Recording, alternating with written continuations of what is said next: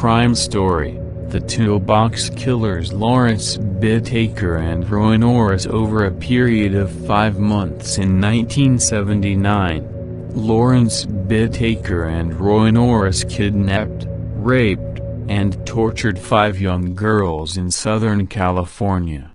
The deadly duo are called the Toolbox Killers due to the use of ice picks, sledgehammers, and pliers during the murders. All were kept within a household toolbox hidden inside of their torture van.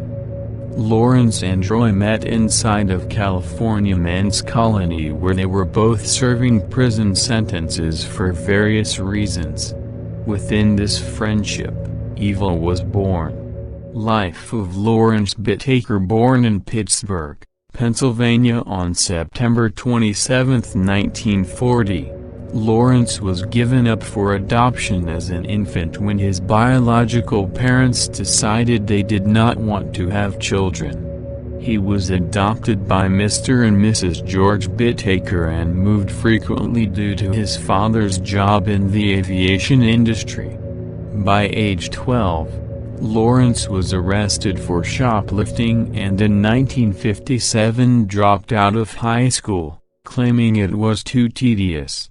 A year after he left school, Lawrence was arrested for car theft, hit and run, and evading arrest. He was released from a juvenile facility at the age of 18 and soon learned that his adoptive parents disowned him and moved to a different state, never speaking to him again. Over the next decade, he continued to commit various petty crimes until in 1974 when he was charged with attempted murder. After being caught stealing a steak from a grocery store, an employee followed him out to the parking lot.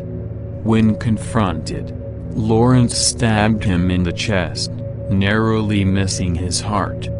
The man survived, and Lawrence's charges were dropped. Life of Roy Norris, conceived out of wedlock. Roy Norris was raised by a drug-addicted mother and a father attempting to make ends meet while working at a scrapyard. Roy was repeatedly placed into foster care and was sexually abused by a Hispanic family. He claims this is where his prejudice to Hispanics stemmed from. At age 16, he made sexually suggestive remarks to a female family member and she subsequently told his father. After he threatened to beat him for this, Roy went into the woods and attempted to commit suicide by injecting oxygen into his bloodstream.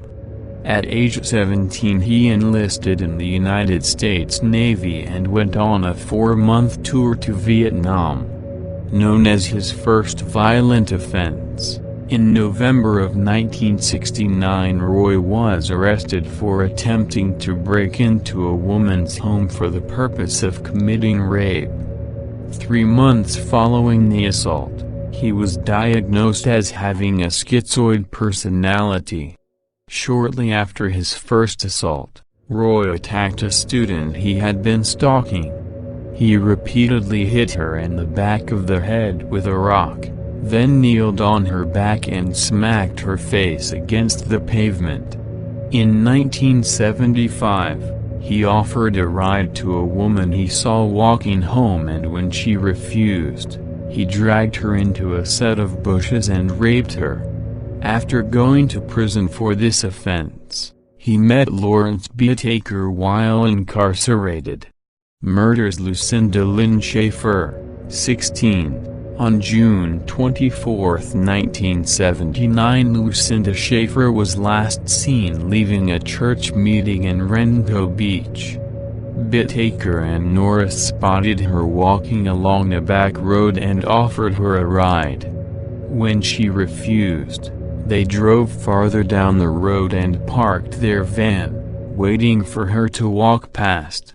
When she was within grabbing distance, she was ripped into the van, then bound and gagged. Norris ordered Bittaker to take a walk, and at this time he raped Lucinda. When Bittaker returned, Norris went on a walk and Lucina was then raped by Bittaker. After Norris raped her a second time, Lucina asked for the chance to pray before they murdered her. He then attempted to strangle her before granting her that wish but stopped due to the look in her eyes. He vomited after this.